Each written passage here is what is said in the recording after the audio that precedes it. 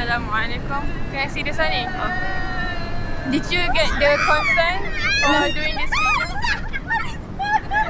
Belum apa-apa lagi ya. Assalamualaikum. Saya Huda selaku peserta untuk trip kali ni. Okey, soalan untuk Huda adalah soalan ni senang je. Sepanjang dekat Kelantan ni, awak ada beef tak dengan siapa-siapa?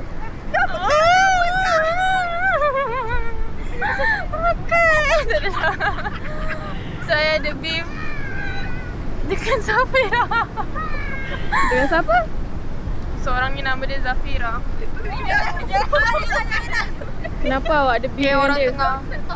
Semuanya bermula daripada train. Semua telah bersetuju untuk solat hormat waktu.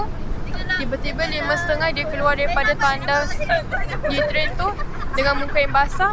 Dan dia kata, saya dah ambil semayang. Oh man. Saya rasa ditikam, which means saya pun kena bersedia untuk ambil semayang di tandas yang kecil. Tapi Alhamdulillah, saya dah sedia-sedia ambil tisu semua. Tiba-tiba semua orang satu train tu semua nak bangun. Semua macam tersedar tengok muka dia. Rupanya ini dah waktu subuh. Tapi it's okay, saya masuk tandas yang waktu baru-baru, so dia belum berbau. Dan terutamanya bila dia terbuka hos dalam tandas 5 minit sebelum kami bergerak. Itu sahaja. It's Okay, not that serious. soalan kedua.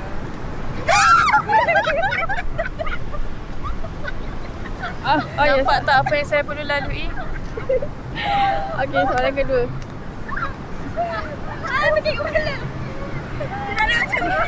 Kejap. Udah, saya tak tahu mana tanya soalan ni. Tanya pasal host tu. Pasal host. Kenapa dengan host tu apa jadi?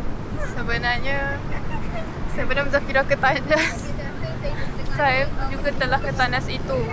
Dan saya telah perasan dia memang dah start longgar.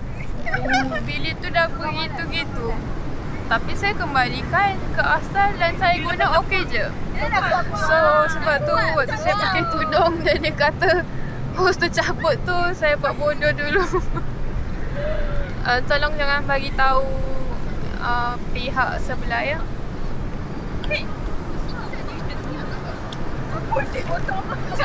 Apa perasaan awak masa semua orang sedang struggle membetulkan host? Saya hampir nak bagi suggestion, letak je lah baldi lepas kita keluar je. Tapi saya lupa bil air tu wujud. So yeah. Okay, that is all. Thank you dah. That is all? Dah nak lagi ke? Yang soalan untuk saya dah tak ada. Saya tak tahu. Okay, ada soalan ni. Okay, masa makan dekat bazar Apta semalam, macam mana kerusi boleh tak cukup? Hey. Saya pula. Hey.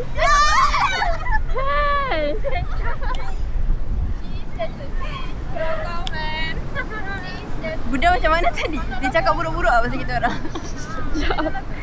Saya kena jawab genuinely.